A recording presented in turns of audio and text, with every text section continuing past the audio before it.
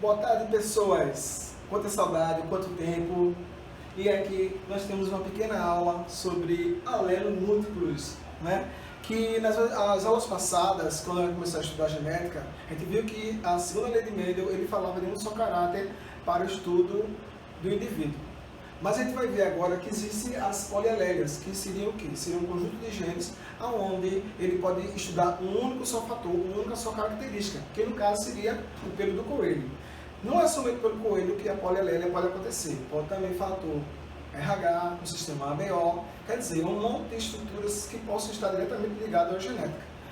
Aqui nós temos o exemplo de 4 tipos de pelo de coelho, que no caso seria o agouti, que é o Czão, o chinchila, Czinho, CHzinho, o Himalaia, CHzinho e o CAzinho albino. Então você vai ver que a decorrência entre o mais escuro e o mais claro, ele vem em degradê. Aqui nós temos alguns exemplos justamente da pelagem desse coelho, como é que ele fica justamente na parte do fenótipo, que é o quê? Característica observada ao olho nu. Né? Além da pelagem do coelho, nós temos também o fator RH e o sistema ABO e o sistema MN, como que está mostrando aqui. Tá?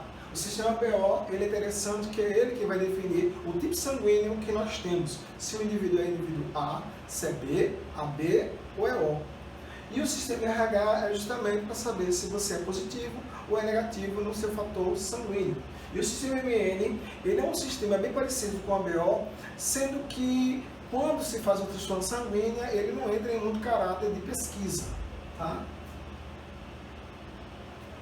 Aqui nós temos justamente os grupos sanguíneos A, AB, AB e O, os aglutinógenos, que no caso estão diretamente ligados às hemácias, que é o A para o A, o B para o AB e o AB que temos o A e o B.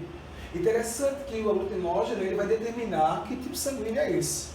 Se nós temos aglutinógeno A, o indivíduo é A, se ele tem B, o indivíduo é B, se tem A e B, é AB. Se não tiver nenhum, o indivíduo é O.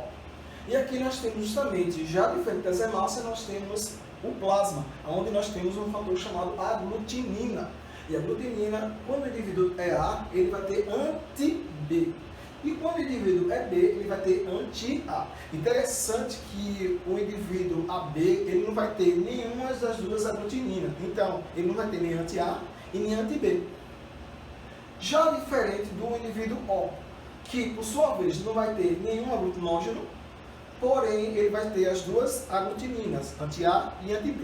Esses dois fatores aqui fazem com que o indivíduo O ele consiga receber, né, ou melhor dizer, doar sangue para diversas pessoas, por isso que ele é chamado de doador universal. E o indivíduo AB, ele consegue receber, ele é o receptor universal, consegue receber sangue de todos os indivíduos, tanto do A como do B, como um AB do próprio AB e também do O. E aqui nós temos mais ou menos como que ocorre esse processo de doação, que o indivíduo O, ele doa para A, o indivíduo O doa para B e também doa para AB. Em relação à genética, né, dos cruzamentos, você vai ver que o grupo A ele vai conter esses dois tipos de genótipo. Ele pode ser homozigoto, como vocês estão vendo aqui, ou heterozigoto com um izinho como recessivo. Já o grupo B ele pode ser homozigoto ou heterozigoto com um izinho como recessivo.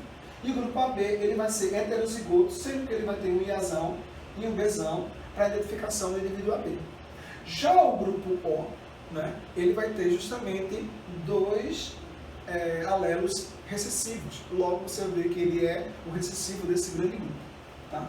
Aqui nós temos como é que se comporta esse mecanismo. Quando voltarmos às aulas, vocês vão ver que a gente vai fazer um teste prático, onde a gente consegue visualizar como é que ocorre esse tipo de aglutinação, né, do fator RH. Em relação ao fator RH, vocês vão ver que é interessante que um cara chamado Landstein, em meados de 1880, ele pegou sangue de macacos, um macaco africano chamado macaco rhesus, e justamente ele introduziu no corpo de coelhos, no caso o sangue de coelho. E lá viu que ele ocorria justamente nos processos de antígeno e anticorpo. Esse processo de antígeno e anticorpo faz com que alguns indivíduos ele venham coagular o sangue ou não coagular esse sangue, dependendo da sua compatibilidade. Vocês vão ver que os indivíduos que possuem essa proteína, ele tem a possibilidade de tanto receber de indivíduos fatores positivos como fatores negativos. Já os indivíduos que são RH negativos, não têm essa proteína, então eles só podem receber do próprio indivíduo negativo. Quando a gente observa na parte do genótipo, o indivíduo positivo ele é dominante, quer dizer, vai aparecer muito mais pessoas, por exemplo, de A positivo do que A negativo. Diferente do indivíduo que tem a risinho, logo ele é recessivo para os dois genótipos. Uma das doenças que possa aparecer justamente quando a mulher está grávida e ela vai perceber o fator RH é uma doença chamada de eritroblastose fetal. E essa doença é também chamada de doença hemolítica do recém-nascido. O que seria isso? Seria que a mãe, ela por sinal, ela era fator RH negativo, imagina que a mãe ela seja A negativo. E o pai, ele é B positivo. Então, como a mãe é negativa, a probabilidade de nascer uma criança positiva é muito grande, já se o pai for RH positivo dominante. Se ele for RH híbrido, no caso Rzão Rzinho, quando você fizer os cruzamentos, vocês vão perceber que tem possibilidade dessa criança nascer positiva e logo vir a ter eritroblastose fetal. Por quê? Porque a mãe é negativa, o filho é positivo e o pai é positivo.